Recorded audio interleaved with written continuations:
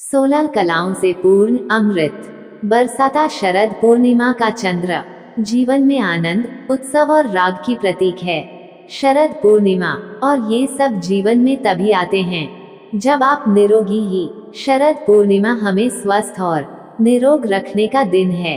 इस दिन चंद्रमा पृथ्वी के सबसे निकट होता है, अपनी 16 कलाओं से पूर्ण होता है और उसकी किरणों से अमृत बरसता है। इसलिए लोग रात्रि को खीर बनाकर चंद्रमा की रोशनी में रखते हैं ताकि उसमें चंद्रमा की सुधामय किरणों का प्रभाव आ जाए।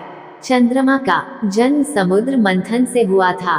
समुद्र के इसी मंथन से देवी लक्ष्मी भी प्रकट हुई थी और उन्होंने भगवान विष्णु का वरण किया था।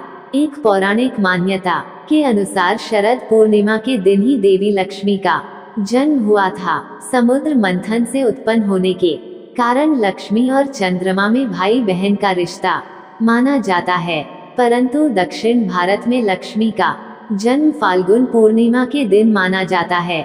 ऐसा कहा जाता है कि शरद पूर्णिमा के दिन देवी लक्ष्मी पृथ्वी पर भ्रमण करने के लिए आती हैं और धर्मपूर्वक जीवन व्यतीत करने वालों को अपना आशीर्वाद देती हैं। लोग उनके स्वागत में घरों में दीप जलाते हैं। इसी दिन चंद्रमा अपनी बहन से मिलने पृथ्वी के और निकट आ जाते हैं, लेकिन वे नहीं आते। अपने साथ अपनी अमृतमय किरणों का उपहार भी पृथ्वी वासियों के लिए लाते हैं। शरद पूर्णिमा का एक नाम कोजागरी पूर्णिमा भी है।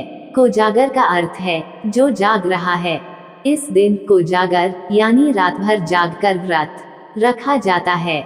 इससे देवी लक्ष्मी प्रसन्न होकर सुख समृद्धि प्रदान करती हैं। इसे नवान्न पूर्णिमा और कौमुदी पूर्णिमा भी कहा जाता है। शरद पूर्णिमा के दिन ही श्री कृष्ण ने महारास रचाया था, इसलिए इसे रास पूर्णिमा भी कहा जाता है। एक कथा है, कृष्ण ने रास में सम्मिलित होने के लिए देवी पार्वती को निमंत्रण भेजा। पार्वती ने रास में शामिल होने के लिए भगवान शंकर से आज्ञा मांगी।